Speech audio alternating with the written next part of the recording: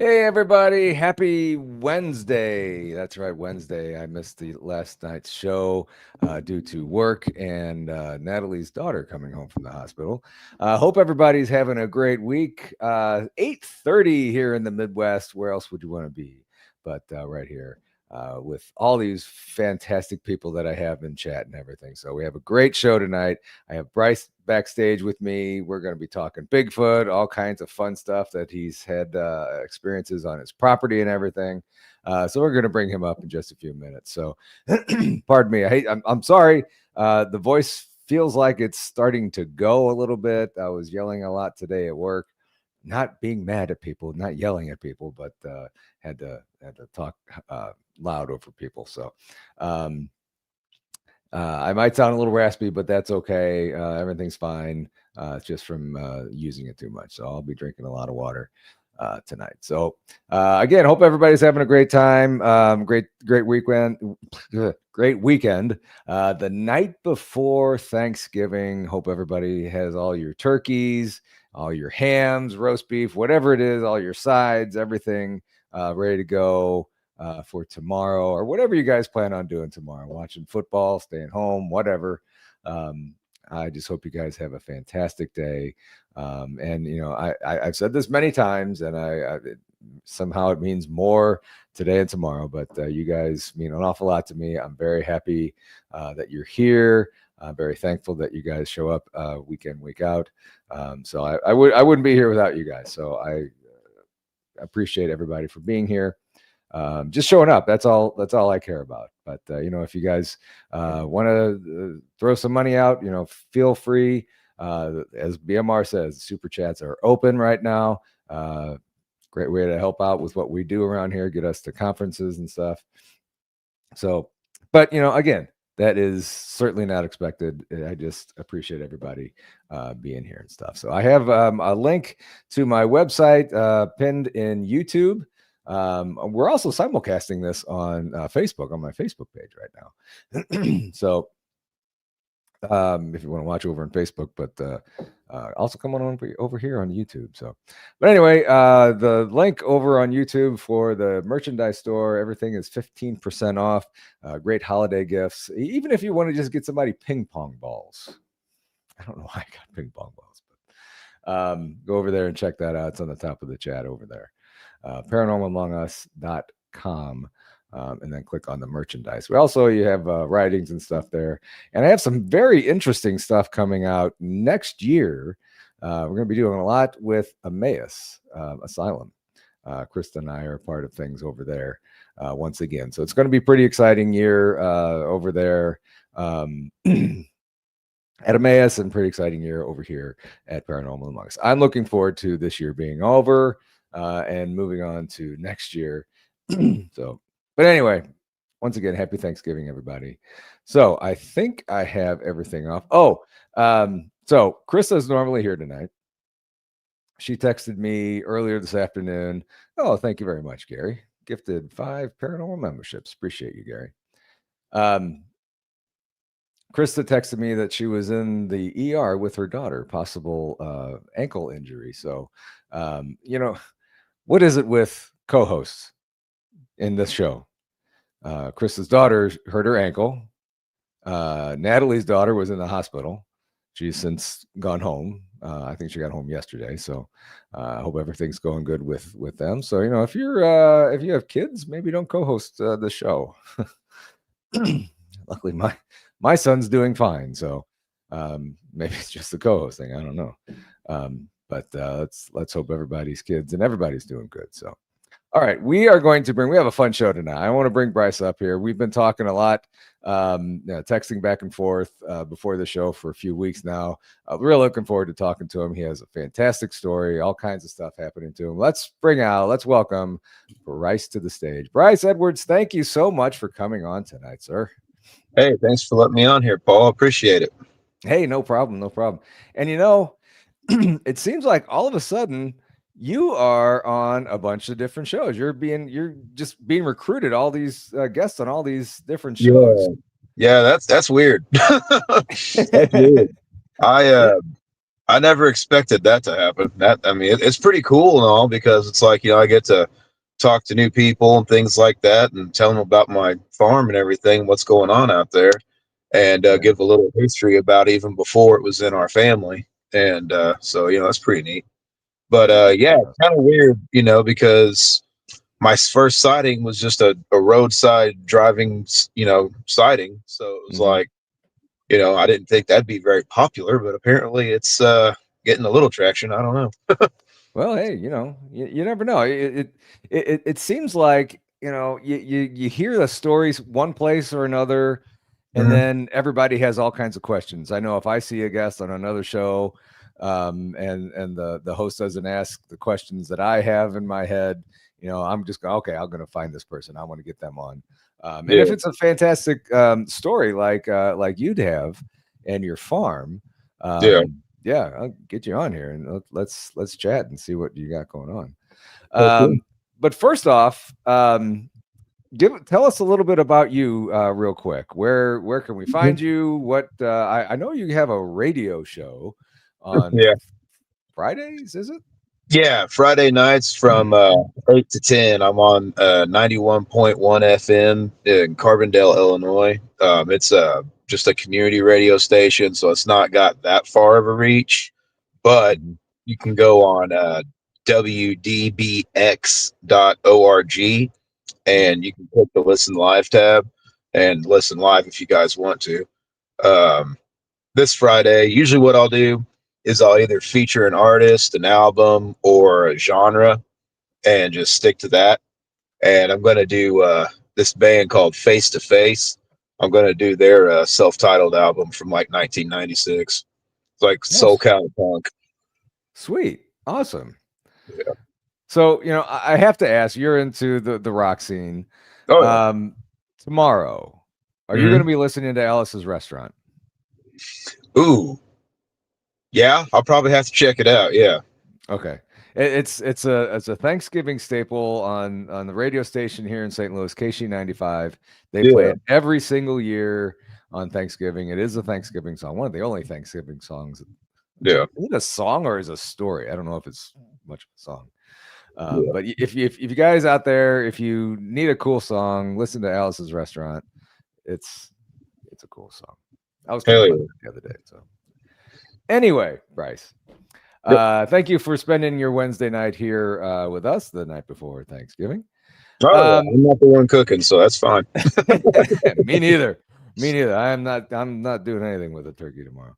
Yeah. Tell us a little bit about your farm. I know you don't want to give the exact location, but tell us a little bit about the history of your farm and how big it is. I was shocked when you told me how big it was. Yeah.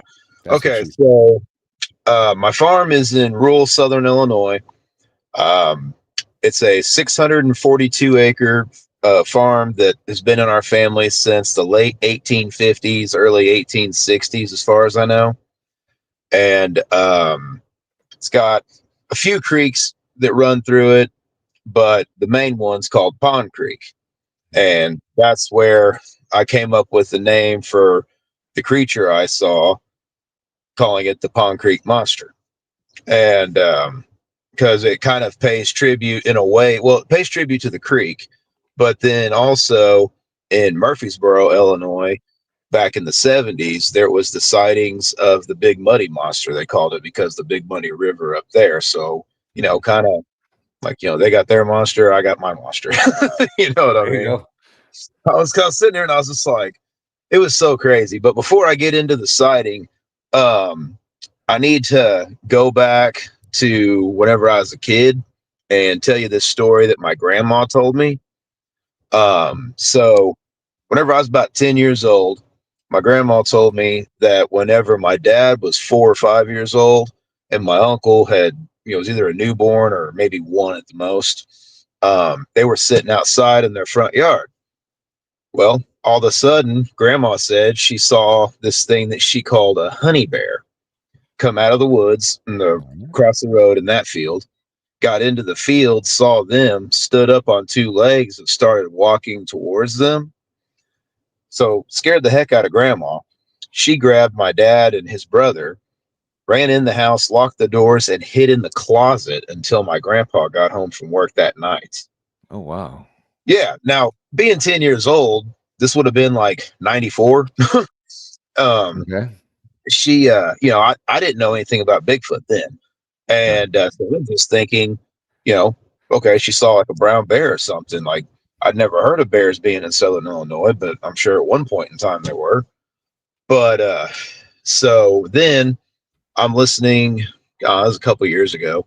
I'm listening to this podcast, this Bigfoot podcast, and the guy that was on there was talking about his encounters and everything. And he used the term honey bear, talking about a Bigfoot. And as soon as I heard that term honey bear, the light bulb went off with, grandma's story from whenever I was a kid. Right. And I'm thinking, okay, this would have had to have been, if my dad was 4 or 5, it would have had to have been 1962 to 1963. So we're talking, 2024 was whenever I had my sighting. So we're talking 60 years at least that these things have been out there. And this was all on the family farm, correct? Yeah. My sighting was on one end of it. Her sighting was on the other end. But cool. It's like, it's 642 acres. I would say a third of it at least is wooded, but like the properties that surround our property is mainly woods and some farmland as well. So, I mean, it just stretches. There's a train track that cuts the north end of my farm, and it goes to a coal mine. But if you go the opposite direction of it, it'll take you to the Shawnee National Forest. Oh, okay. And we've done all kinds of reports and videos and audio recordings and stuff down there. Right. So did you guys just farm on the land throughout the history of this farm, or was there any buildings put on there, housing? There's houses. The house my dad lives in now is the one my great grandpa built. Okay. There's still barns that my great grandpa built standing out there. So I mean, there's figure your typical buildings for a farm and like a farmhouse. Right. Gotcha. And but being that it's so big and the family and everything, we've all got places out there. I live in town now, but I used to live out there. Mm-hmm. Basically there's not many people out there as far as like neighbors and stuff that isn't family, because the coal mine bought up all the land, but we never sold. So they just, paid for any subsidence issues and all that stuff whenever they did the long wall. Right. So, I mean, it's pretty quiet out there as far as people go. Gotcha. Okay. But yeah, so your encounter, what happened there? Okay. Well, let's see. My dad 10 years ago heard a roar right at dusk when coyotes and everything were going on. And it silenced everything. It put made his hair stand up on his arms and everything. He was with my cousin Jerry. And they didn't know what it was, but they only heard it the one time, and that was it. He told me about it. He was like, I'd swear that was a Bigfoot roar. But, like me at the time, didn't really think that they were here because they were supposed to be in Washington and Oregon over there, in the Pacific Northwest. Right. So I never even entertained the thought that they could be here. Certainly not on your property. That's just kind of because I was like, Southern Illinois, like no way. So 2023 on Mother's Day, month of May. The month of May, for whatever reason, seems to be for these last 3 years whenever activity starts kicking off for the year. At least that I've noticed, anyways. Began noticing things. But my wife, she wanted to go look for morel mushrooms. So I asked my dad, hey, do you know where there's any at? And he said, yeah, if they're still out. He's like, there's some in the woods behind Jerry's place. And Jerry passed away back in 2018, but his house is still there and everything. So I went over there, and me and my wife and the kids, and you got to wade through some really tall grass and everything before you get to the field that you can cut over and get to the woods. Mm-hmm. Well, that field had been disked fairly recently, I'd say about a week. And whenever we got up there, my oldest son, he was a little bit ahead of us, and he was like, "Hey, Dad, I see some footprints going over here towards the woods." Well, I'm thinking maybe somebody's been out there, you know. For all I know, it could have been Dad. Well, I get out there and I see these prints, and I wear a size 13, and these prints were way bigger than my foot. I put my foot next to it and went and got my I went and got my tape measure first, and then came back, put my foot next to it, measured it. It was 18 inches long. Holy cow. Yeah, and about 5.5 inches wide. Like, it was massive. And they were just cutting the corner of that field, like behind Jerry's, and there's a little pond right there too, and then there's the woods right there. And it was pretty wild, because I'm just like looking at them, I'm just like, holy crap. And I mean, they weren't fresh prints that day, but I would say no more than 3 days old. I mean, it was wild. In some of the first steps, you could still see like it had some grass or something on the bottom of its foot. And those first few prints and the indention of it and everything, there was some grass that looked like it came off the bottom of its foot. So did you see where it was coming from? I mean, did it just all of a sudden appear, or it well, there was like I just kind of thought that it was a bunch of deer bedded down in the grass over there, that tall grass. But I mean, you know, more and more I've thought about it, it could have been, you know, laying down right there or something. Or maybe even, this is another idea I had because of what we found a little further up in the field. Maybe even it was like kind of using like the tall grass as like a hunting blind and running out and grabbing a deer, because we found a deer carcass out there about, I don't know, 20 feet, ripped in half. And when I say ripped in half, I mean literally ripped in half and picked clean, except for like the front hooves from like the, I guess what you'd say, the knee to the hoof. There was fur there, but that was it. But it wasn't like coyotes did it, because I've lived out there my whole life, you know, walked in the woods, found coyote kill spots and all that stuff and everything. All the bones were always scattered. Like, this was literally, here's the first half here, and a little bit further up, there's the other half. Holy It was cow. almost like something just grabbed it and just split it right there.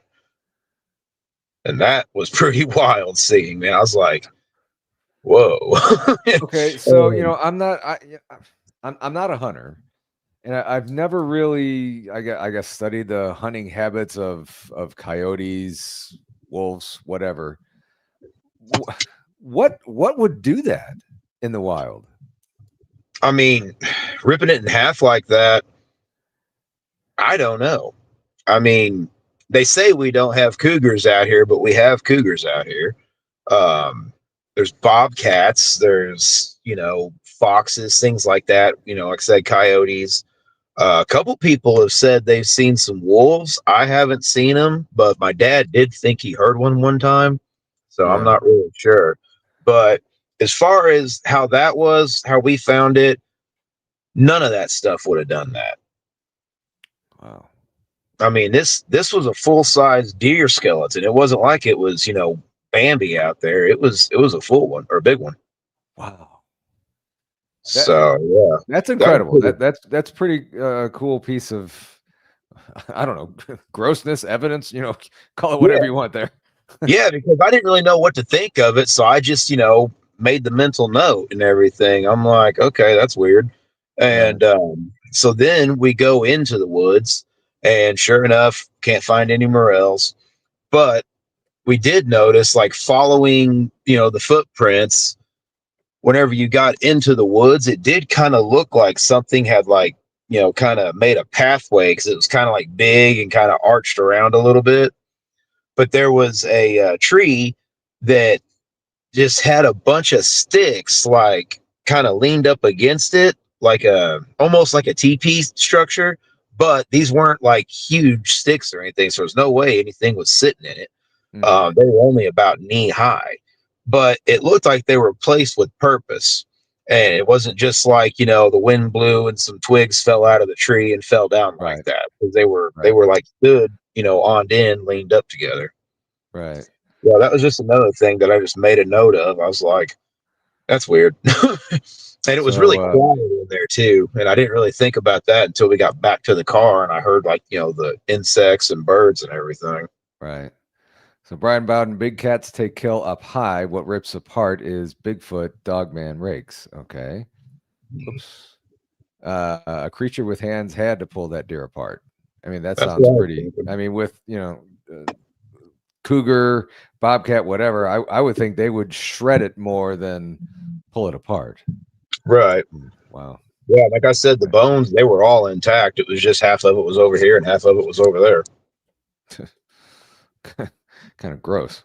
Yeah. I'm glad that all the guts and everything were gone by the time we found it. Yeah, that would be a pretty gruesome scene there. Yeah. It's like, happy Mother's Day, babe. Yeah. Oh. Yeah. So, I mean, as far as 2023 goes, that was it because, we went out on the farm a bunch, but we never really noticed anything, the rest of the time. I just saw, and another thing about that.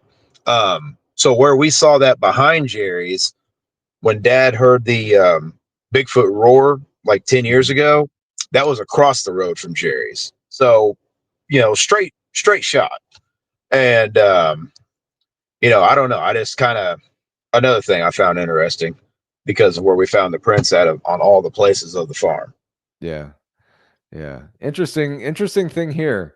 Jojo from Australia, Yowies, Bigfoot in Australia there, do that to kangaroos there. Interesting. Interesting, Jojo. Thank you. Quick question here from Pam. Sure. Do you have valuable minerals or quartz in the area? I don't know. I know there's granite. There's coal because the coal mine's mining or has been mining underneath it. But I'm really not sure as far as quartz goes. There could be. I've never really tried looking for it, so I really don't know. Yeah. Interesting. Mm-hmm. Okay. I'll have to ask my dad if he knows. Because he's out there all the time. He lives out there, so. Yeah. So is this something that your dad has, I don't know, seen before, believed before, and certainly something that have you always believed in this stuff? I know it goes back to age 10 and stuff, but I mean, is this something that you guys always kind of believed in or just kind of thought it was hoaxy? Dad, he's always been interested with it. He kind of, he's one of those, he has to see it to believe it, even though he's heard it a bunch. But like since me and Joe Turry filmed the documentary that we did on YouTube for his channel, and he talked to Dad and told Dad, like some signs like animal mimicry and all that stuff to listen for if it doesn't quite sound right, if it sounds a little off. So now Dad's noticing a lot more. But like he wants to see one, but he also wants to see one far away like the one I saw was. No kidding. Yeah, especially the size of that thing. But let's see. I'll go ahead and get into that now because we can go to 2024 here. Sorry, I got my flashlight. Oh, you're fine. But yeah, so in 2024, 2 weeks before Mother's Day, so still in the month of May, like I said, for whatever reason, that just seems to be the big month everything kicks off.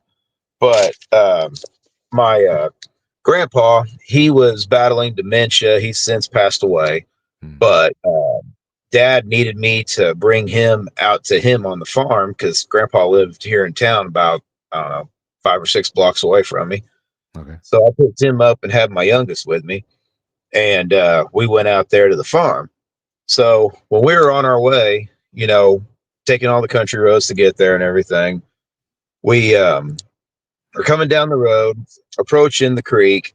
So you got to slow down because the bridge for it's kind of narrow. And I go through the bridge and then starting to go, there's, once you get across the bridge, there's a field on the left and a field on the right. And I caught movement out of my corner of my eye on the right. So I look over and about 65 to 80 yards at the most, I see this big black thing bent over and just like ripping into the dirt and throwing the dirt back like it was after something. And it's like the dirt is like, it's kind of like the way the field goes is it starts off on a hill and then slopes down and then flattens out going more south.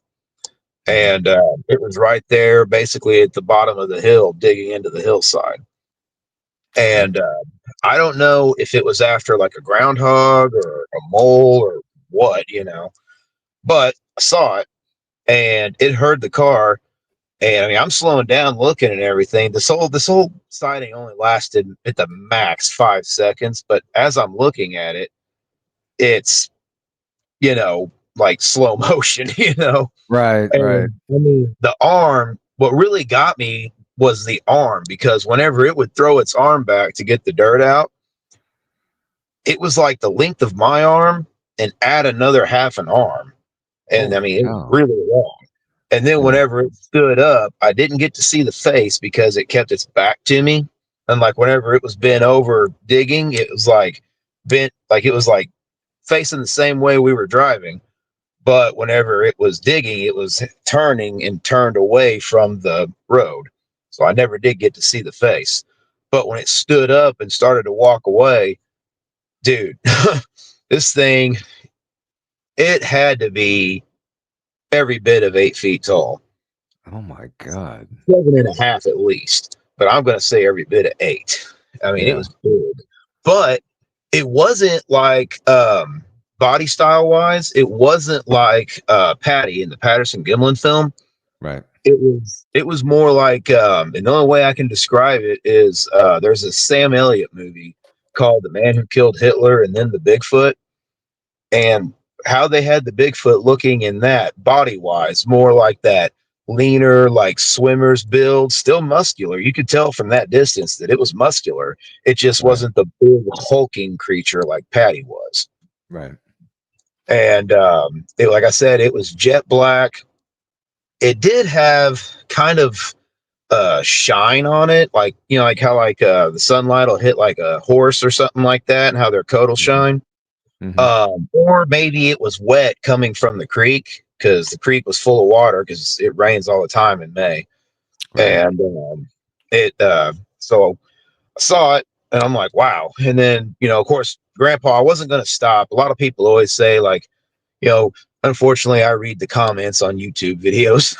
And people are like, why didn't you stop? Or I wanted to stop, but I'm like, I had my grandpa with dementia and my 3-year-old with me. There's no way in hell I'm stopping. No. And it's like, so I dropped Grandpa off because Dad's house is only like a quarter mile up the hill, because right there, whenever you get, past where you can see into the field, that's where the hill starts. Nice. And dropped him off, told Dad I saw something big in the field. He was just like, okay. I'm like, big. And he's just like, oh, okay. So, I hurried up and got back down there. By that point in time, it was gone. So I go home, tell my wife about it. And she's like, well, we're going back tomorrow. You're going to go find those footprints. I'm like, all right, I love you. And so that was going to be my question. Did you go back and see where this thing was digging? Yes, I did. It had rained that night, so it took me a while to figure out where it was at, but I finally did find it. Found the footprints and where it was digging at. Now, with the rain and everything going downhill, the print had kind of filled in a little bit, so you couldn't really gauge how deep it was. And I don't know how to cast a print, so that's something I got to learn. Right. But it was really cool because I was like, holy crap, like it was doing that, like I did see that. And so I'm sitting there, I'm taking pictures of it and everything. Well, Amber told me that whenever I was standing over there looking at it, she could barely see me. And then whenever I bent down to take pictures, she lost sight of me altogether. But you clearly saw this thing. Yeah, I saw it from like upper thigh up. And then whenever it stood up, I saw the rest of it. Holy cow. So whenever it was digging, bent over digging, I saw like upper thigh, up to the top of its head. Right. And so I mean, that, like I said, that thing was big. And how tall are you? 5'10". Okay. Yeah. Wow. So Yeah. So I'm sitting there and I'm like trying to figure out where it came from, to where, why it was in that spot in the field, because this was like 3:15 in the afternoon on a, bright sunny day. Right. Whenever I had the sighting. And you wouldn't think you'd see that right in the middle of the day. Mm-hmm. But like I said, there's not many people out there. And traffic is usually, if it's not family going up the road, it may be some coal miners taking a shortcut to the coal mine. Mm-hmm. But that's it. Sorry. So, oh, you're good. You're good. So when you were standing out there by the digging site, or whatever we want to call it, did you feel anything odd?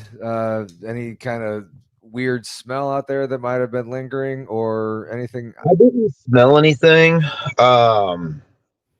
Like the whole moment of finding it was kind of surreal, Right. I turned around and I was trying to figure out where it came from. And I was thinking it had to have come from the creek because of the shine on it. I was thinking it was wet, maybe. Yeah. And I did see where like a path had been kind of opened up through the trees and everything, where something big had been walking through a lot. So I went over that way.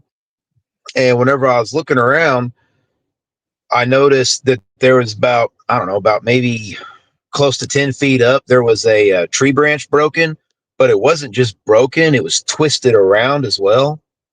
And to me, that says intention. Like a regular tree break is not going to do that, because this was twisted around a good 2 or 3 times. Yeah. And I mean, like this past winter, we had those ice storms and everything that were really, really bad. So now out there, everything's broken. So you could walk right by an actual Bigfoot tree break and not even know it. Mm-hmm. But then it was just that one. So it was easy to find. Yeah. And, it was just one of those deals. I was like, okay, cool. So I went, got back to the car, told her what I found and everything, showed her pictures. She was amazed. And then, let me look at my notes here. Then we went on home then. And then, let's see. So I told my dad about it. And then I also talked to Joe Doyle from Hellbent Holler. And because I wasn't like, I wanted to think it was a Bigfoot, but I didn't see the face, Mm-hmm. But I didn't notice any pointy ears or anything. So I wasn't thinking Dogman.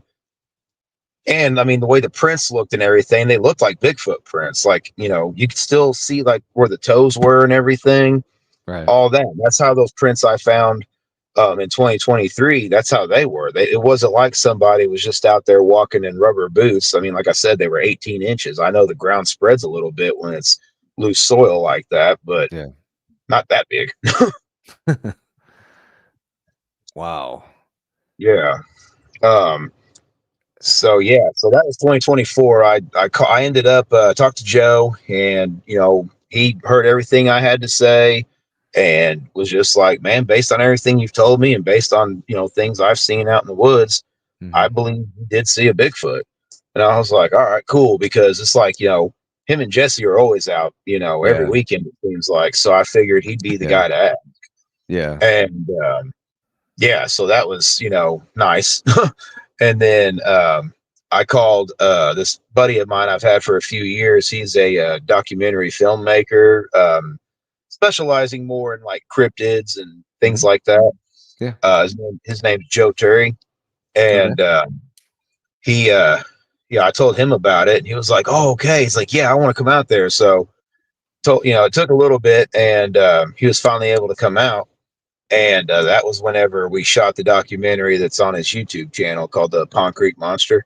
Mm-hmm. And we I love that name, by the way. I love that name, Pond Creek. Yeah, it's cool. I mean, it's fitting. I mean, it pays honor to the creek and honor to it too, because for me, knowing it's been there for at least 3 years, and then thinking back about Grandma's story, 60 years, nothing's ever, there's never been any trouble out of it, Right. So I have that's a good thing, actually. Yeah. I mean, Not that I know of. I don't know about any livestock missing back when we used to have, livestock on the farm. Right. But yeah. So Joe came out, we filmed, we did an interview in the field, and then we just kind of walked around and tried to do a little investigating. Mm-hmm. And, it turned out pretty good. Documentary looked really awesome on TV and everything watching it. Right. But, that was for then. And then, it got like, I don't know, I think like 12,000 views or something like that. Holy cow. Yeah. And he was like, we need to like step this up and make a full-fledged documentary. I'm like, okay, because I mean I got weirder shit going on besides Bigfoot out there. Yeah. Oh, sorry, I didn't mean to cuss. You're fine. That's fine. That's fine. No problem at all. Yeah, work in a factory. Sometimes I can't turn it off. Yeah, no kidding. Yeah. I have a wife who cusses like a sailor. I can't turn it off either. Right. So, I mean, you mentioned that you have other strange things happening out there. Yeah. So like at night, I'm sure you guys are out, bonfires or doing whatever out at night on the farm. Do you guys ever see weird lights, orbs in the woods? Yeah. You do. Okay. Yeah, my dad has. I have, and it's weird because like the first time I saw it, I thought somebody was out there and I was seeing their headlamp. And I'm thinking to myself, okay, I know it's not my cousin Norman. Dad's in the house or doing something. I mean, sometimes I'll know Dad's out there and I'll know the direction he is. And if I see the light, I'm thinking it's him. And then more times than not, if he comes out while I'm still out there, it's him. But one time I saw it and it was just going and then it just flickered out. It was so weird. And like I shined my light over there and I couldn't see anybody there. So I don't know. Really? The orb, how high was the orb off the ground that you saw? Well, I was sitting by the fire, so just judging, I'm gonna say maybe 5 feet off the ground, maybe. Okay. Like I said, it was in the trees, just kind of moving around. It was weird though, and like we've had like lights in the sky. Whenever, okay, so I'm gonna fast forward a little bit because in October the 17th, we were out there, and one of the guys that came with Joe, his name's Jason. He had this green laser pointer, but it's like one of those super ones that you like, point it up in the sky and all that crap. And it's supposed to be called UFOs or whatever. Well, it called 9 red orbs. Really? Yeah. That freaked me out, man, because I mean, it wasn't like 3 minutes. And then all of a sudden we started seeing these orbs popping up and everything, and they were moving. And it was so weird. It was like it was going right to left, and then it would phase out. And then it would come back over here on the right and go to the left and phase out. And they were all doing that. Oh, that's weird. Yeah. And then Jason was filming it. I don't know what, kind of camera it was. I don't know if it's night vision or a FLIR or what. But Joe, because Joe lives in Springfield and Jason lives, I think, in Rockford. And, so that's like, pretty far drive to get out to the farm from where they're at. Yeah. So whenever he got back home, he was looking at the footage, and one of them was a pyramid-shaped UFO. So yeah. So this was after he was shining that green laser in the sky, and he saw a pyramid. Holy cow! Yeah, and I mean, because like all I saw was just the lights, but he said that was it, like spinning, and that's why it looked like they were phasing out to me, because it was just turning. I couldn't see it anymore. But then whenever it would reappear, it was just like the other corner coming around. Holy cow! Wow. Yeah, and that was crazy, because then I was thinking, I was like, great, Jason's calling down the Stargate aliens on us. Yeah. Beware of those guys. I've seen a friend of mine, Terry Mosby, has one of those laser pointers, and we were out at some haunted location in Illinois one time, and she was using those, and that's really the only time I see. Man, those things are powerful. They go up pretty damn far. And we never got the orbs coming out up from that, but that's pretty wild. Yeah, it was. Was it Cemetery X that you were at by chance? No, it was Ashmore Estates in I don't know what town it is, but it's about 2 hours from here. I think it's pretty much due east because we take. No, it must be north. I don't know. We take either 55 or 64 out that way. So, do you have any military bases close by? I know there's Scott Air Force Base in Belleville. Scott Air Force Base is about the closest one that I know of.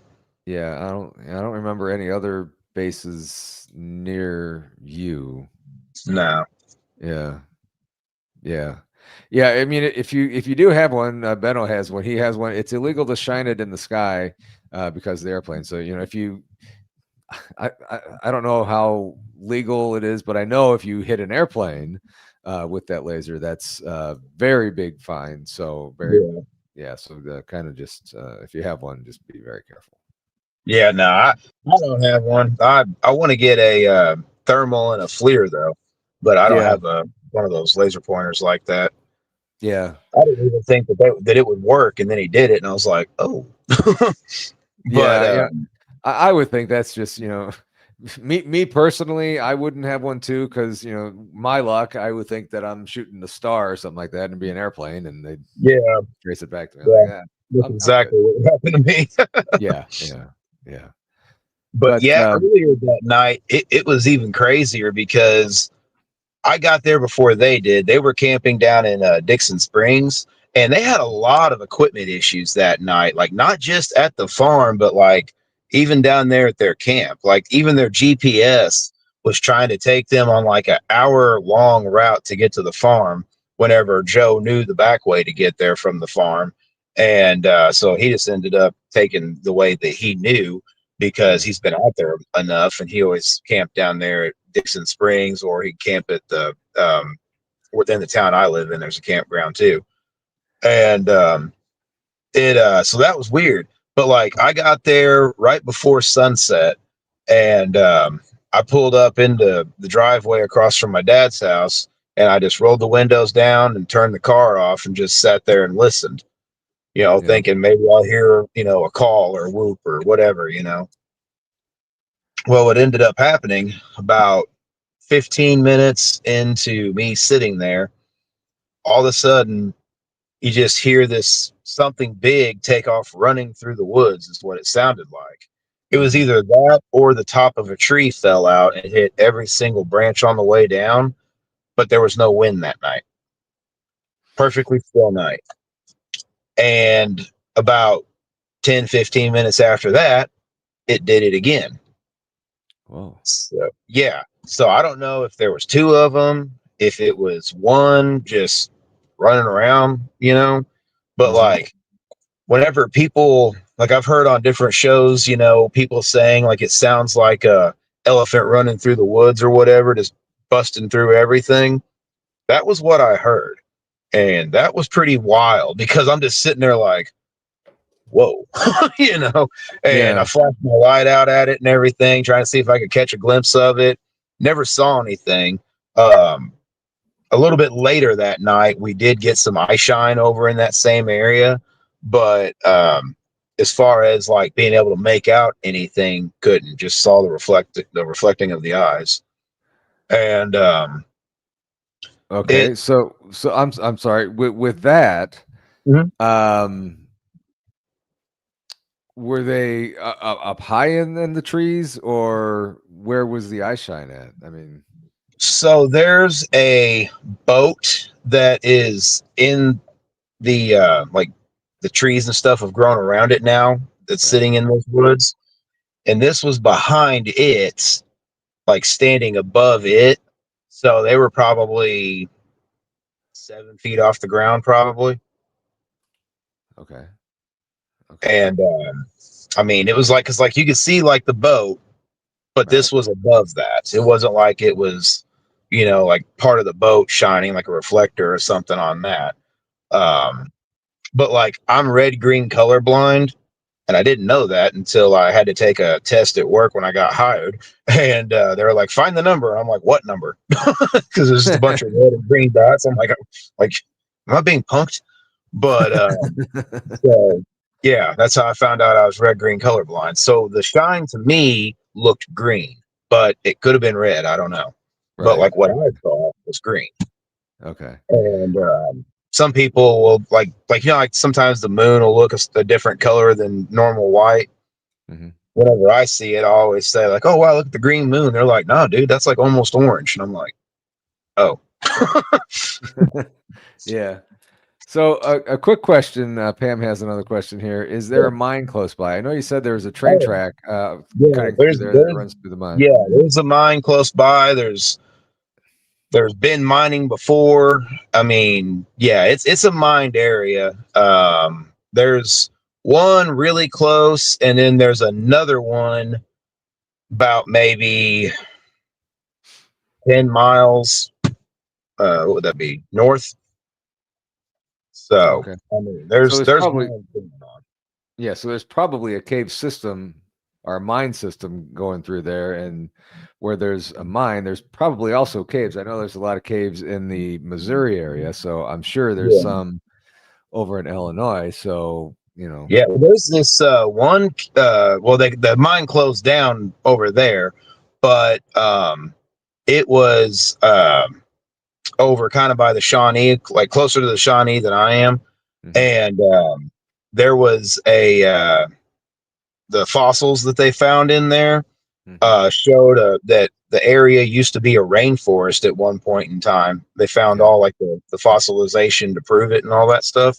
I thought that was pretty interesting. Yeah, that's pretty cool. That's pretty cool. But yeah, no, they did just dig a pipeline too. I would assume it was a gas pipeline, but that just got finished up probably early August, I'd say. Right. And, and I kind of wonder because, like, I've been on a couple shows now doing this, and one of the people I was on, I can't remember who it was. It was either Matt from Bigfoot Crossroads or Brandon from Tinfoil Tales. Mm-hmm. But like the history of the land before we owned it, there used to be, in the field that I saw the Bigfoot in the first time, there used to be a Native American settlement there. Mm-hmm. And so you had Native Americans. Well, across the road in the other field, more up on the hill somewhere. My dad knows where it was. I don't know exactly where it was. I just know the field. Right. But there was an old fort. And apparently, whenever I did a little research into it, it was one of the first forts built in America's expansion westward of the Ohio River. Really? That's what the stuff I saw on Google said. Yeah. So I mean, take that for what it's worth. But I know that Southern Illinois Carbondale, they did an expedition in like the 70s or 80s, and then I want to say they came back out around 2010 maybe and did it again. Yeah. And they found all kinds of stuff, like musket balls, remnants of a sword, buckles, Holy buttons. Cow. Yeah. Wow. Interesting. And I know that they clashed with the Native Americans because that was their purpose there. Mm-hmm. And, I also know that there's a church that a Revolutionary War veteran is buried in. And it said that he had been over there. He was like a reverend too, but he had been over there at the fort that's on the farm. So, wow. Yeah. So I was like, dang. But yeah, no kidding. So they were saying that they thought that maybe back then, maybe that the Native Americans possibly conjured up a Bigfoot somehow, or some kind of like a spirit, if you want to go the woo way with Bigfoot as opposed to just flesh and blood. Me, I'm kind of in the middle of it because I think that they have their own evolutionary traits, and some that aren't as advanced in that may just be flesh and blood, and then you got the other ones that can do all the woo stuff. Yeah. But that's just my thought. I mean, it makes sense. Yeah. I'm kind of along the same lines of thinking like you. I mean, that they're signs that they could be spiritual, signs that they could be flesh and blood. I mean, until we know for sure, which I don't know if we'll ever know in our lifetime. I don't know what they really are. Getting back to the your farm real quick. Well, I guess we're always talking about your farm. You mentioned something about electrical issues before. Yeah. In the houses around there, your grandparents, your cousins, when you used to live there, was there any kind of weird electronic issues going on in the houses? Not that I ever noticed in the house. Couple weird things did happen. So the people that lived there before I moved in was my great grandma and my great uncle. So my grandpa's brother and then his mom. Right. They lived there, and it was her husband, who I'm named after, my great grandpa, that built the place. Mm-hmm. And after they passed away, Granny just died of old age. She was 99 when she passed away. Oh And just the common cold ended up taking her out. But Uncle Larry, he was only 62 when he passed. He had brain cancer. And so my dad, he would, because he just lived, a house over in our pole barn house that we used to have, but it got all kinds of screwed up whenever the coal mine came through. Right. But he would go over there and sit with them overnight. And one thing about Granny, she never allowed drinking in her house ever. So that was always the rule. Mm-hmm. Well, my dad also told me that, he told me that. So whenever I moved in there, he was just like, now remember, no drinking in there, because that was Granny's rule. I'm like, okay, and, but another thing that my dad told me was that, Uncle Larry would always get up about 2:30 in the morning, walk to the kitchen, make himself a glass of milk, and then go back to bed and, go to sleep the rest of the night. That's important. Because so I move in there, and I mean, I'm there like a week. Yeah. I mean, I the girl I was seeing when I was in college, we ended up breaking up, so I had to move back home. And it just kind of worked out. My grandpa was like, hey, you can stay over there at Granny's house. That way there's somebody on that end of the farm where all the equipment was. And I was like, sweet. So I'm there for a week. I mean, everything of hers is still in there because I didn't have any furniture or anything like that. I just have my bed. Mm-hmm. So I'm there. I'm sitting there in the living room, and I went and bought a 6-pack. Open up the first one. Top to top. There's a picture on the wall, and it's right above the couch. That picture that had never been off the wall suddenly was in the middle of the floor in the living room. Not like it fell down, hit the couch, and then bounced in the middle of the floor. It went from the wall to the middle of the floor right after I popped that open. And I saw that, and I looked. I mean, you can see like the outline of the picture frame on the wall. Yeah. I was like, I'll take it outside. I went outside. I was sitting there drinking that, and I'm like, what the hell? So I called my dad. I'm like, hey, Dad. I was like, you're never going to believe this. And I told him what happened, and he just laughed at me. And he's like, I told you she didn't ever want anybody drinking there. And I was like, yeah. Definitely. So, yeah. Right. I mean, right on, little Patty. Granny's warning you. Exactly. I was like, sorry. Yeah, I never did drink in the house. I drank outside. That's so funny that even in the afterlife she can still not want drinking in her house. Yeah. It'd be interesting to know is the house still there? Yeah, it's still there. My dad lives there. Does he drink in there? Nah, he goes in the pole barn across the road.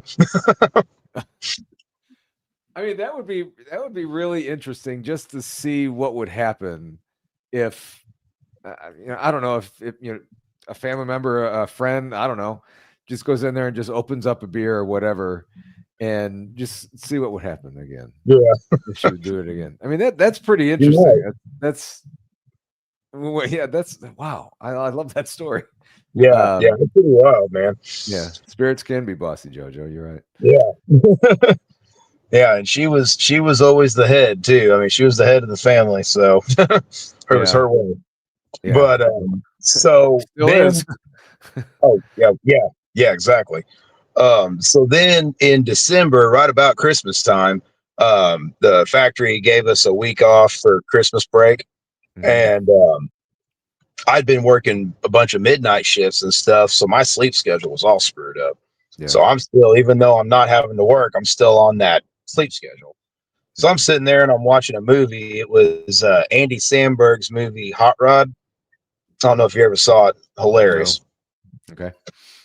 But all of a sudden I'm sitting there in the living room, and coming from my bedroom now, but it was Uncle Larry's bedroom, I hear footsteps, and they go, and like there was a small hallway that would go, and then it would come out. You would come out the other bedroom, which was Granny's bedroom. So like in between the bedrooms, there was the bathroom, and go into the kitchen.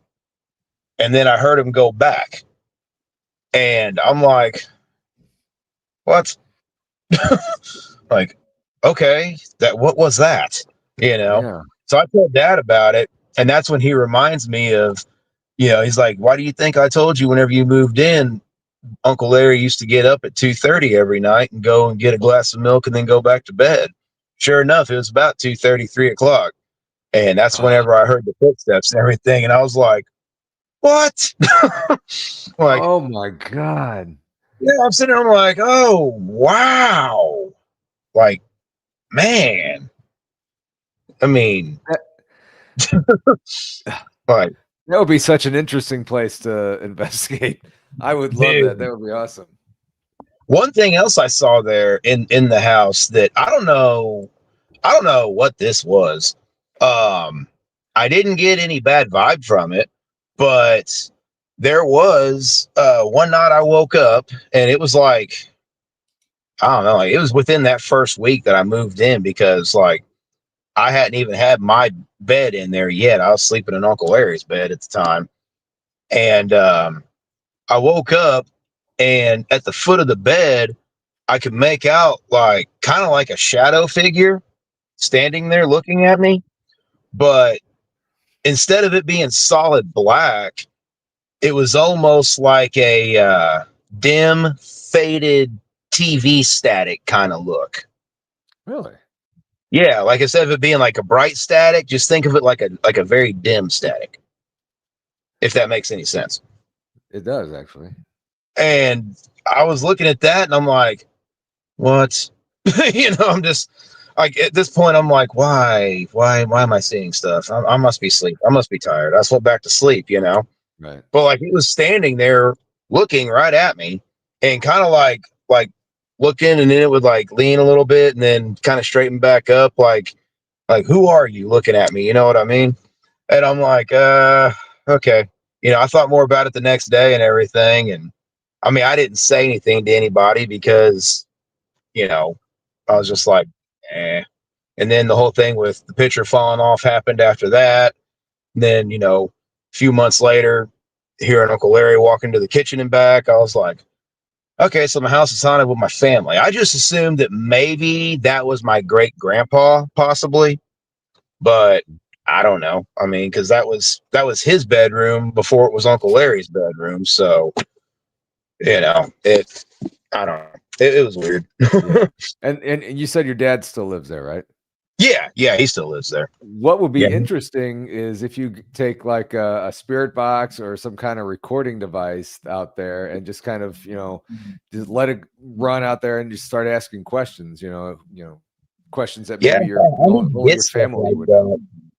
I don't really know where to get that kind of equipment at though, but if I could ever find some and everything and, get it for a decent price and all that stuff, I'd definitely pick some up because I need that stuff anyways. I mean, I need to get a GoPro and like a gimbal, because whenever I go out, I'm going to start going out and just doing like solo excursions out in the fields, going into the woods, seeing what I can find, because I've been using this tactic that I learned from hearing a Native American story on some podcast. I can't remember which one it was, but he said, when you go out, state your purpose, introduce yourself, call them Forest Brothers, welcome them, let them know you come in peace and you mean them no harm. And, Exactly. welcome them to the farm, because I did that. I even said, you're welcome to stay here as long as you want. All I ask is you respect the land and respect our properties. And, Exactly. I mean, and then I would ask for, like, if they could give me a sign of their presence. Sometimes I'll be finding prints. Sometimes I may hear a vocalization. I did hear a really weird one time. So this would have been 2025. This year. It would have been probably around July. Joe had me, because I found some more prints, and I texted Joe after we did the YouTube video. He said, go ahead and take them. He's like, and I can edit them in and everything and add them to the video. I was like, okay. So I took the pictures, sent them to him. But whenever I was taking the pictures, I got out there, did the whole announcing and all that stuff. And it wasn't very long into me taking the pictures and looking around, I started hearing this noise coming from over at the creek. And it sounded like, the only way I know how to describe it, and this is going to sound funny, but it sounded like if your belly was growling, but that was your voice and you were mumbling. Okay. Yeah. So that's the only way I know how to describe how that sounded. And I mean, I'm looking over, I'm like, what? Like, okay. Wow.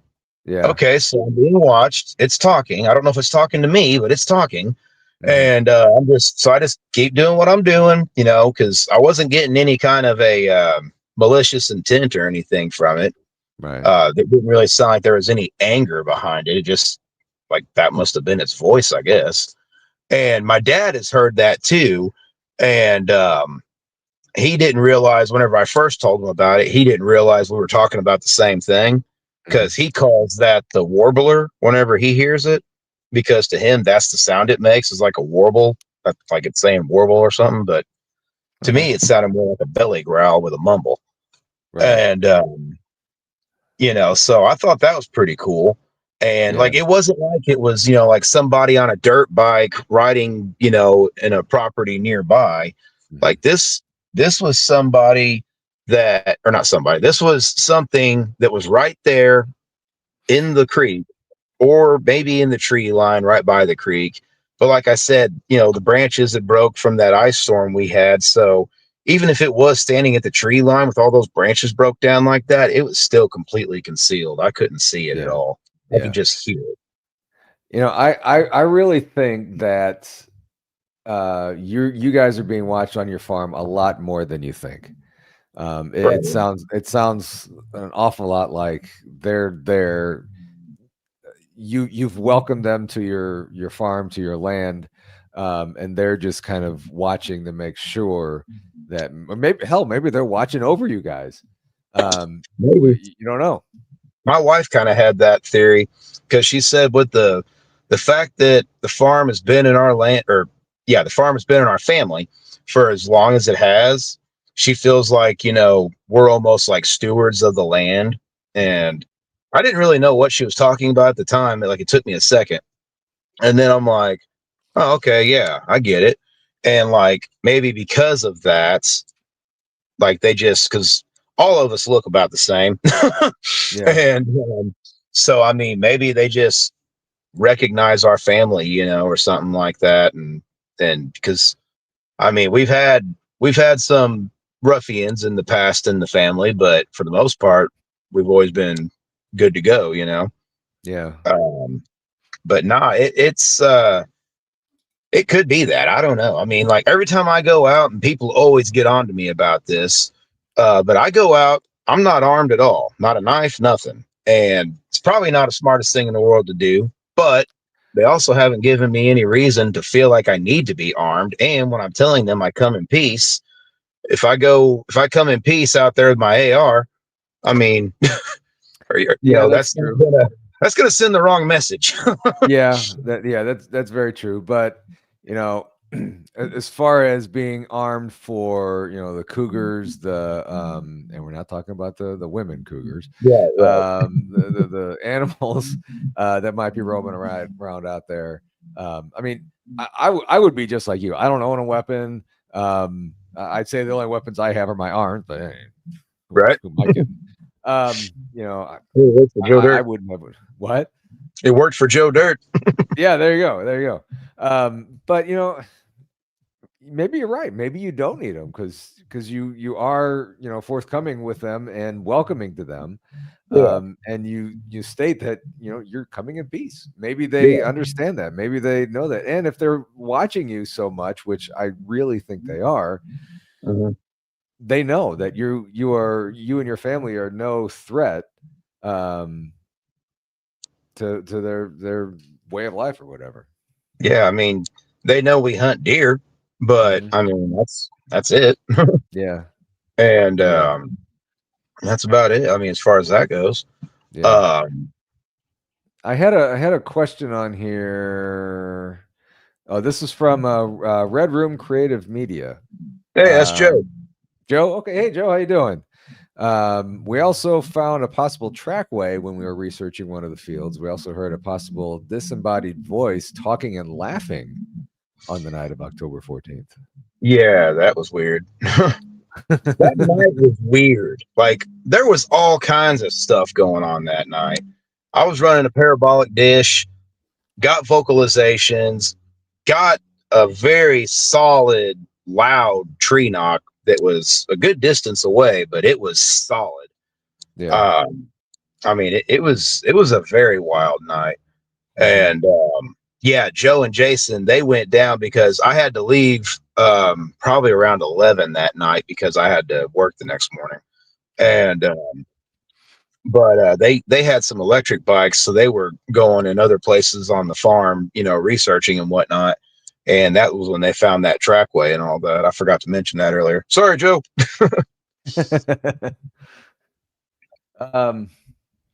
And then down a little further here, Mike Nation said, nope, that's the right thing to do. No weapons, more activity, weapons, no activity. So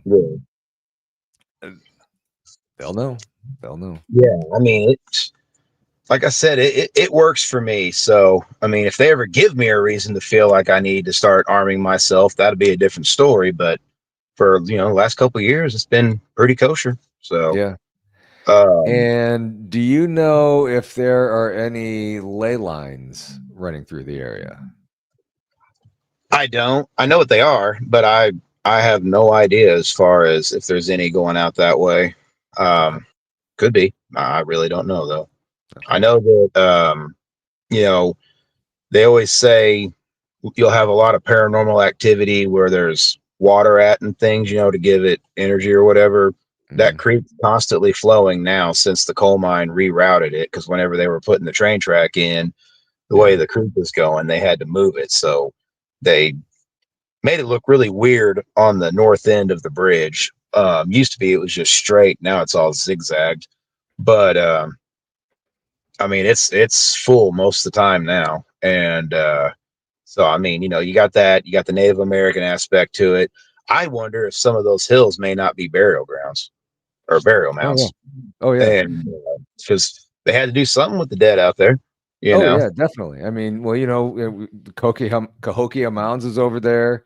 Yeah. St. Louis used to be called Mound City, so I'm sure there's Indian burial grounds or some kind of burial grounds all through this area.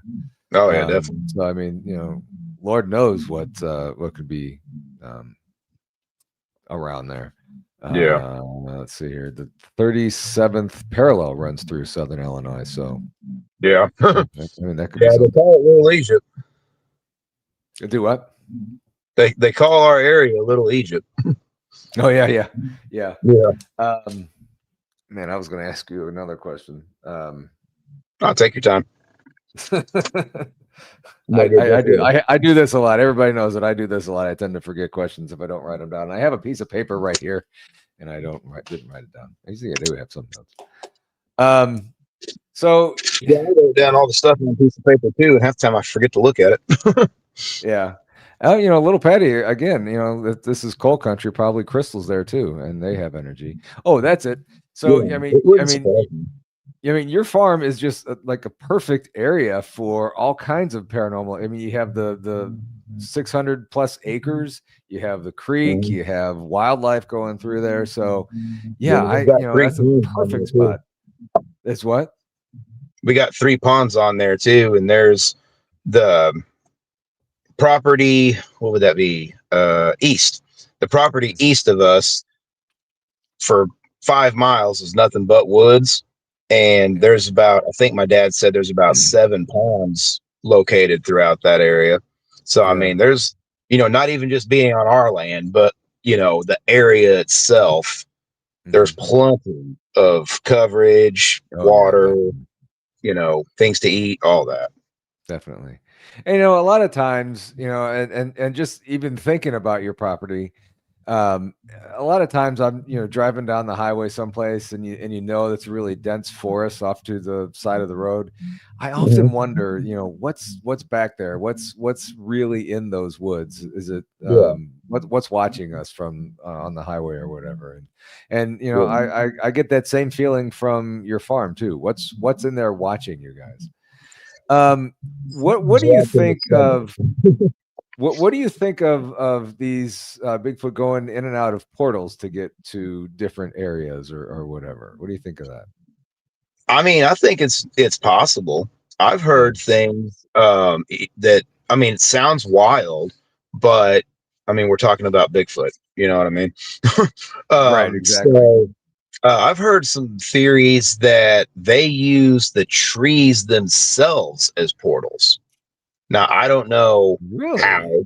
Yes, it's something that I just heard last week listening to a podcast. And I don't know, how that's possible, but they were saying something about because the top of a tree reaches to the heavens, the roots reach to the underworld, and what's coming out of the ground is this realm, and that they can use that to pass through. I don't. To me, it didn't make any sense, but it was a new theory that I had heard that I hadn't heard before. Yeah, As far as portals, I mean, I've seen a bunch of people, film, get footage of portals in the LBL. I mean, I think Natalie saw one whenever she was down there with those guys making that movie. Greg, yeah.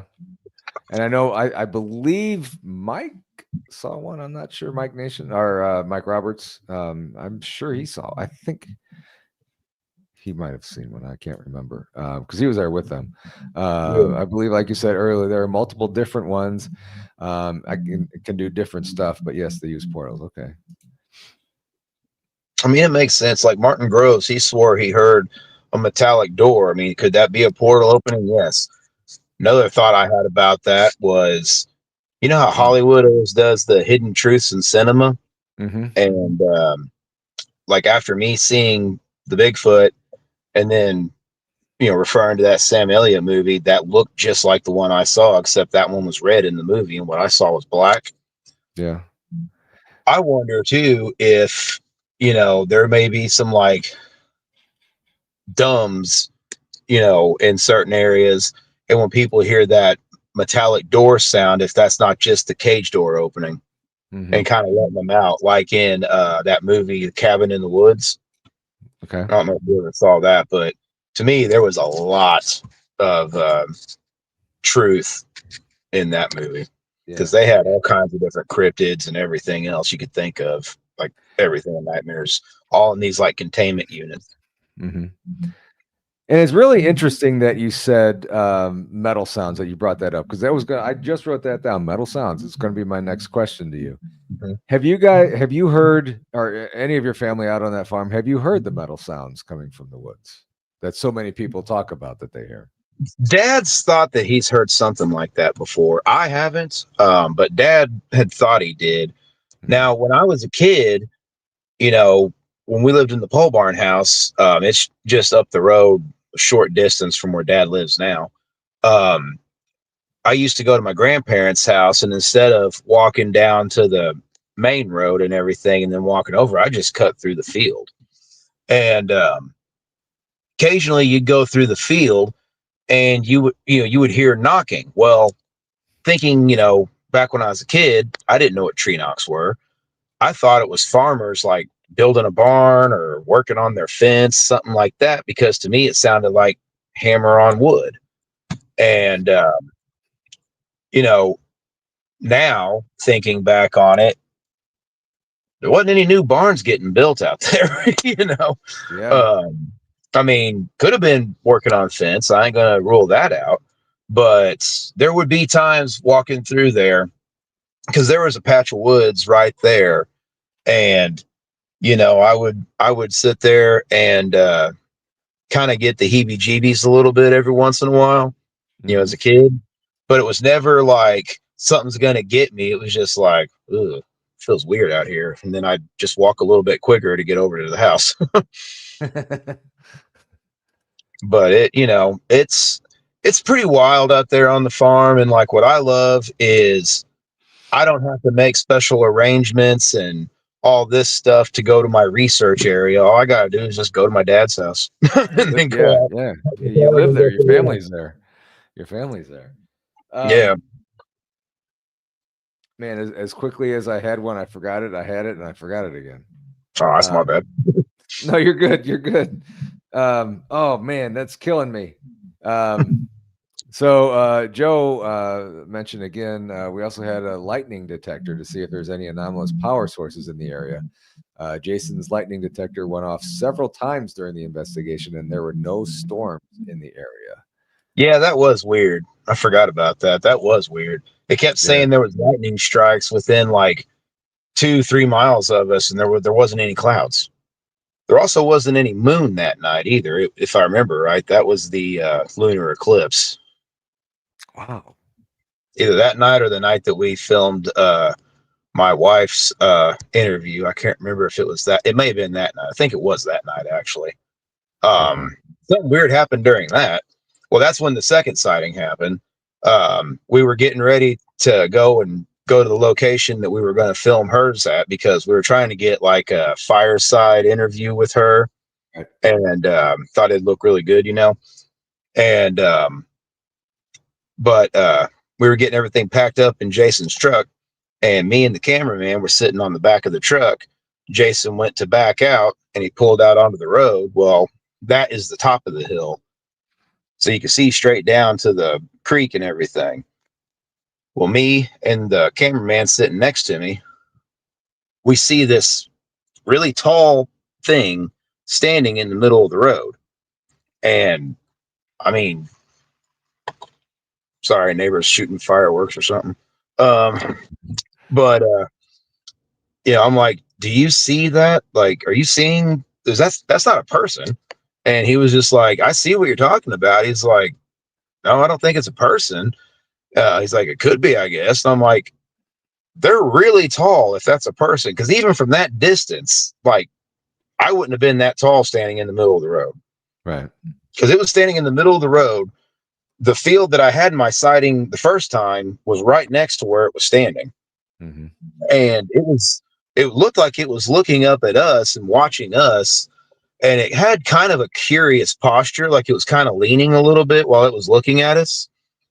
And almost like what I gathered was it was trying to figure out which direction we were going. Like, were we going to be coming down where it was at, or were we going to be going away? And we were going away. And Joe and Jason got mad at me because I told them after the fact, hey, me and the cameraman saw it. It was down there by the bridge. They're like, what? Why didn't you hit the truck or anything? But I mean, the whole time, like, I'm talking to him because he's seeing what I'm seeing. So it's like right there, I'm getting verification. Yes, we're seeing this and all that. I didn't even think about anything else in the moment. I was just like, whoa, because it was, I mean, it looked like build wise, color, all that, same as what I'd seen before. So I'm assuming it was the same one, or brother or something like that. But it was crazy. And then so we get over there to the location to do Amber's interview, and it was back down the lane right next to the property that's mine, actually. and there was a brush pile of a bunch of those broken tree branches from the ice storm. Right. And so we set up right in front of it, and Dad had a fire going in the fire pit, and we were sitting there getting everything set up. Joe was getting the camera going. Russ was just kind of moving around doing like B-roll footage of just the area. Right. And Jason was doing the lighting, and I was running the parabolic dish. Well, I'm just kind of scanning around, you know, and I did pick up some footsteps, but they sounded pretty far away. And I was pretty sure they were bipedal, but at the same time, I wasn't exactly sure because they sounded far away. Like it was, you could hear them, but you couldn't hear them good enough to decipher. Mm-hmm. So a couple of minutes go by, maybe at the most, and all of a sudden Amber goes, "Okay, who just threw a stick at me?" And we're like, "Huh? Like, what are you talking about?" She said, "Somebody just threw a stick and hit my leg." And like, we're all kind of looking at each other like, none of us threw a stick. I mean, the brush pile was behind us, and that's where I was hearing the footsteps from. So I, swing back over there and everything, and I could hear footsteps going like away from us now. So the only thing I can figure is it must have picked up a little stick, threw it over the brush pile, and it landed like hit her in like her ankle, basically, like, lower leg, ankle area. Oh, wow. But like, I mean, you can ask Joe, like, it visibly disturbed her. Yeah. I mean, getting hit by something that you don't know who threw it. It's great English. We're midway. I mean, well, it's late, whatever. I mean, that would kind of freak me out, certainly. I mean, hell, even if somebody I knew threw a rock or threw a stick and hit me, I would get a little perturbed or something like that. But that's crazy. Do you guys have any trail cams on your property anywhere? My cousin's got some set up. I'm not exactly sure of the locations, but I did tell him to start putting some by the pond that's behind my dad's house, because that's where a lot of the vocalizations come from for him. And I heard a whoop whenever I was, it was the week before, it was that Wednesday before Joe was coming out to start filming the full-fledged documentary. I'd used Dad's lawnmower, and we'd hauled it back to the farm, and we were taking it off the trailer and everything, and disconnecting the trailer. And I was getting ready to leave, and he was like, "Hang on a second. The boys forgot their soccer ball. I'm going to go grab it." I was like, "Okay." He started to walk away, and I almost ignored it, but I heard just this whoop, and it wasn't like aggressive or nothing. It was almost like a, "Hey, I'm back here just letting you know." And I was sitting there, like, I paused for a second. I go, "Hey, Dad, did you hear that?" He's like, "I was waiting on you to say something." It was like, "I hear stuff like that all the time out here at night." And he's like, "Especially whenever I build fires." And he got whistled at one time, and he said it was a really shrill whistle, about 5 to 10 seconds long. And he's like, it didn't sound, aggressive or nothing. He was like, it was just a really shrill whistle. Interesting. And and I mean, because Dad, he hears a lot of stuff out there at night. And just this past Sunday, it was my wife's birthday, and she wanted to have a bonfire out there. And I was like, all right. We went out there, and I mean, it was really foggy on Sunday here. I don't know about St. Louis, but here it was super foggy. It was pretty foggy up here. Yeah. And so we got the fire going, and I mean, it was so foggy, like anytime a car would be coming down the road from a great distance, you could tell just because the fog would start changing color. Yeah. And we were sitting there, and we weren't there more than 45 minutes. And all of a sudden, coming from the direction of the woods where we first saw those prints in 2023, Now I know deer and I know foxes can make a similar sound, but I don't believe that's what this was, because this was way too high pitched of a scream, and it went for a good 10, 15 seconds. Really? Yeah, it sounded, the only way I know how to describe it was it sounded like a very high pitched woman, like guttural scream that finished apish, like almost like a chimpanzee, like that would scream or something. That's the only way I could describe it. Because I'm sitting there and I'm like, I look over at her and I'm like, did you hear that? She was like, yeah. And I mean, so then like I'm on alert because I'm like, I don't know what that was. You know, I'm like, I'm thinking, okay, could have been Bigfoot, might have, but there's been other stuff that we've heard out there that isn't Bigfoot. So Right. I'm like, Exactly. I'm like, what's going on? You know? Right. And so I just kind of kept my eyes peeled and everything. But it was really weird because started hearing another call from down towards the creek, but not that far. Yeah. And it wasn't the same high pitched scream, but it's honestly, it sounded like something trying to mimic a deer and doing a terrible job of it. Like it had too much bass in it and kind of a rumble at the end. Mm-hmm. And it was just weird, you know, just really weird. Wow. And I'm like, okay. And then wasn't too long after that, started hearing like footsteps and stuff in the woods, but it was so foggy, couldn't see the woods. I just, you know, where we were sitting at, the woods weren't that far away from us. Right. And that was over in the same little stretch of woods that I had heard on the night of the 17th, where it sounded like two of them took off running. Mm-hmm. It was that same set of woods right there. So I don't know, but it was. You might very well have like a clan of a Bigfoot clan living there.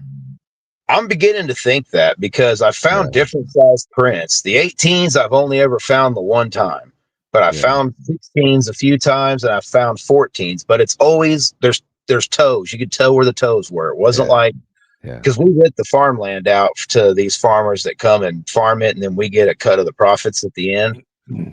It's none of them out there. You know, they always got their boots on. And I mean, you'll see those prints too. And it's also not, you know, like part of a tractor tire or something like that going through. Right. So, you know, it's like you see the toes, and I don't know why anybody would want to walk out there barefoot when there's copperheads everywhere. Right. No kidding. And, you know, who has a 18.5 foot print? Or, yeah. Exactly. So I have to ask you this question here. Go for it. Part of your property, is there a road going through it with woods on one side and kind of like a little grassy knoll, and then fields on the left side? Yeah. Okay. Field, yeah. You got the woods. There's woods, and then on the one side there's grassy knoll, house, barn, pond, and then fields straight down with like little like tree, you know, like a small gathering of woods kind of separating some fields. The reason I asked that is this whole time you were talking, for the whole show mostly, I keep getting a picture in my head of a road going off into the distance with woods on one side, kind of going up a little bit of a hill, and on the left side, kind of a grassy knoll, like a ditch almost, and then going down into a field or something. Does that really? Yeah, there's a bluff over there that's like that. Yeah. Okay. I mean, I wish Brian was here to see this or to hear this. You know, he's kind of. I don't know how even the comment on that, but I've never been there. You've never sent me pictures of anything on your property. Right. I just find that very weird that I have this image that I cannot shake. Yeah. That's Yeah, bizarre. that is pretty rad. Is that kind of an area where strange things have happened? Because I'm being drawn there for some reason. Yeah, okay. So this one, this is gonna sound really, really weird. But yeah, so there was one of the family members, it was nighttime, and my dad had been bush hogging and he was gonna go back to the house. Well, he got done bush hogging, he decided he wanted to go fishing. So he was fishing behind my cousin Tyler's place. Yeah. And my family member walked outside and I think was letting like her dogs out or whatever. And this, like I said, just because of everything else, I know people are going to think this is like too much, but I've heard it once. Mm-hmm. She could have sworn she heard somebody yelling help from the woods. So she got my little brother, Mm-hmm. had him go get one of dad's buddies who's a neighbor a little ways down on the main road, and go look for dad, because that, she thought dad was in trouble. Yeah. And of course dad was just fishing. They get over there, and it was over by that bluff area where they were looking. Yeah. And they said that Wait. That bluff area that I'm seeing right now? Yeah. They said that there was something over there that didn't sound like anything I had, talked about hearing or anything like that. It was something that sounded very aggressive and was in the trees, but it was like they could, like, he told me, actually, he wouldn't even tell me. He told me to ask dad. So I saw him the next day at a dollar store here in town. Right. And I was like, hey, what's up, bud? He goes, you need to talk to your dad about what's in the North Woods. I go, what are you talking about? And he's like, just ask him. And I was like, okay, you can't tell me.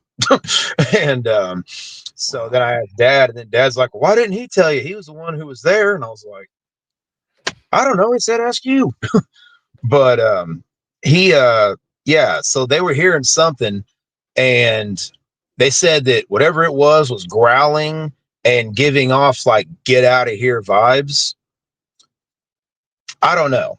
See, whenever I heard that, to me, I didn't hear somebody yelling help so much as I heard a sound that a person could mistake for hearing someone call help.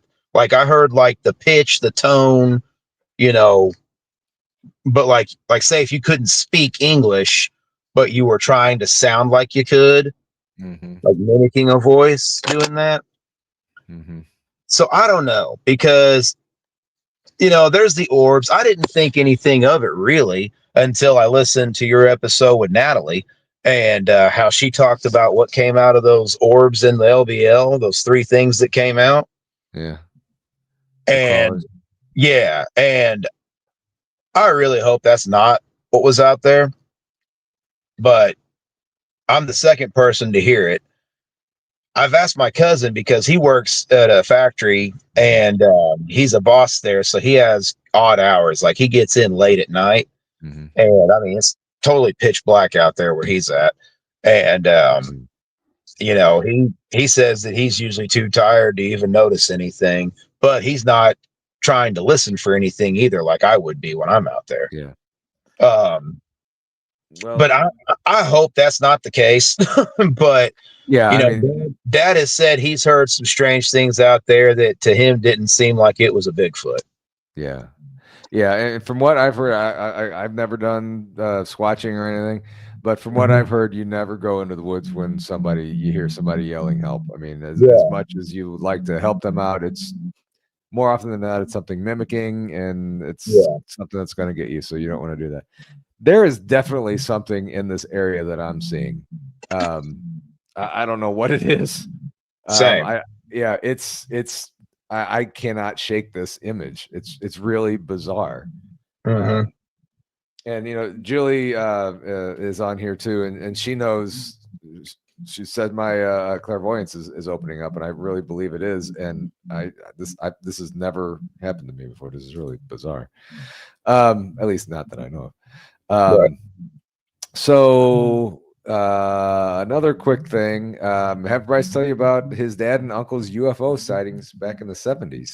Oh yeah. Okay. Yeah. Thanks, Joe. Okay. So when do what? Should get Joe on here now. Oh, well, Joe's going to be with me on another show in December. Yeah. But that one that I've got to get her to contact you about, Shannon's. Okay. But yeah. Okay. So my dad said, I don't know if they were in high school yet or if they were in middle school, maybe. But grandma was driving, dad was in the front, and Danny was in the back. Mm-hmm. They were leaving town, heading to the farm, and it's about, I don't know, 15-minute drive from town to the farm. Mm-hmm. And there was a cigar-shaped UFO that was silver and had lights on it, Dad said. He said Danny got a better view of it than he did, but it followed them all the way out to the farm. And whenever they got to the farm, it went across the way, across the road, like into the woods area, like over that. And they weren't for sure if it landed or if it just kept going and just kind of looked like it because of the horizon level. Mm-hmm. But that wasn't the first time that they'd seen anything out there. There's been sightings out there for as far back as anyone's ever told me a story about them ever seeing one out there. Wow. Grandma said at one point in time in that area and in one of the towns in the area that people used to go and would go to the cemetery in this one town specifically and would just set their lawn chairs out and watch the sky and just watch all the different things going around in the sky at night. And it was always like, it'd stop here and then go this way and all that kind of stuff. It wasn't just like they were seeing like a meteor shower or anything. Yeah. But yeah, that was weird. I mean, I've seen stuff out there. Like I've seen a triangle out there once. Yeah. I've seen like sometimes, I would have, whenever I lived out there, I was always having bonfires too. A lot of times, I'd have friends over, but the times I was just myself, I just, lay on the hood of my car and just look up at the stars because like out there, you've got zero light pollution. So you can see everything in the sky and it's beautiful. I love it. Yeah. And every once in a while you would catch something and, and that was always cool to see. Mm-hmm. But I mean, that was as far as it went for me with the UFO sightings. And then we saw that one that ended up being the pyramid. But yeah, I mean, there's just a lot of high strangeness out there on top of Bigfoot being there. It sounds like you have just a little bit of everything, or maybe a lot of everything out there. I mean, it just sounds so freaking interesting that you could just, spend your whole lifetime out there and just see all kinds of fun stuff. Yeah, it's crazy. My wife, she half joking, half serious, called it the Skinwalker Ranch of Southern Illinois. I mean, the only thing that you haven't mentioned yet is mutilations, animal mutilations or anything. So, hell, there's Skinwalker Ranch-ish places all over the place. Yeah. So, why not? You have all the water supply, you have all the woods, you have, farmland. I mean, there's plenty of things that can just be out there. I mean, it's just pretty interesting stuff. I mean, why not? you know, Yeah. and what makes it so attractive to all these different things? Is it all that stuff, or is there something else going on that we don't know about? I mean, hell, you got the mines. There's probably caves there too. I mean, what's all in there? Wow. Exactly. There is a mine entrance to an old mine. It's a little more east of the farm, but it's there's a back road you can get on, and then hop over the gate and go back there. Yeah. And I remember, I forget, I think it was my foster brother that told me that one of his buddies swore up and down they went into that mine shaft and got chased out by something big and hairy that they thought was a bear, but it was on 2 feet chasing them, like chased them Bears out. don't run in 2 feet like that. Yeah. Exactly. Wow. And I mean, back then, whenever we were teenagers and stuff, that was, late 90s, early 2000s. A lot of us didn't know anything about Bigfoot. You know what I mean? Especially to think that it would be here. Yeah, no kidding. So I don't know, that could be an entrance to some caves or whatever that they use. Wow. That's incredible. This has been, I mean, we've gone an hour and 40 minutes. Oh, wow. That was quick. I know. No kidding. It went by like in 10 minutes. It's so interesting. I'm going to have you back to talk more about this. So yeah, we need to do that. And hell, maybe have you on with Joe on here sometime. So that would be pretty cool. Yeah, that'd be cool. Yeah, but Bryce, I want to thank you very much for coming on here and talking, sharing your stories. They've been fascinating. I know everybody in chat seems to love it. Good. So yeah, it's been fantastic, and I appreciate you spending your Thanksgiving Eve with us tomorrow. Oh, absolutely, man. I appreciate you having me on. Hey, no problem. And yeah, we'll keep talking a lot on here. So I know you have a lot more stories and stuff. So yeah, absolutely. Well, I hope you have a good Thanksgiving tomorrow. You as well, Paul. Little Patty says, Paul, you have to have him back. So we'll have you back, definitely. Right on. Appreciate it. No All problem. Right. Happy Thanksgiving, everybody in the chat. Happy Thanksgiving to you, and hope you all have a safe Thanksgiving. Thank you all for watching. I want to thank Gary Spikes for gifting 5 and Larry Sharp for gifting 1. I appreciate you guys, and I appreciate everybody coming on. Thank you all so much. How do I get that off there? Let's see. There you go. No. There we go. Appreciate you all for coming on here, and I want to happy Thanksgiving, everybody. There we go. Bigfoot, ghosts, and aliens sharing dinner. Awesome. All right, Bryce. Once again, thank you so much. We will be in touch. You have a great Thanksgiving. Everybody out there in YouTube land, have a great Thanksgiving. Thank you all so much for spending your evening with us. I appreciate each and every one of you who are watching live and who are watching this in the replay. So, Bryce, again, have a great Thanksgiving. Thank you. Happy Thanksgiving to you and your family. Hope everybody stays safe out there on your farm. Thank you. You too. Everybody, thank you very much. Everybody, have a great Thanksgiving. We will see you next week, I guess. See you guys.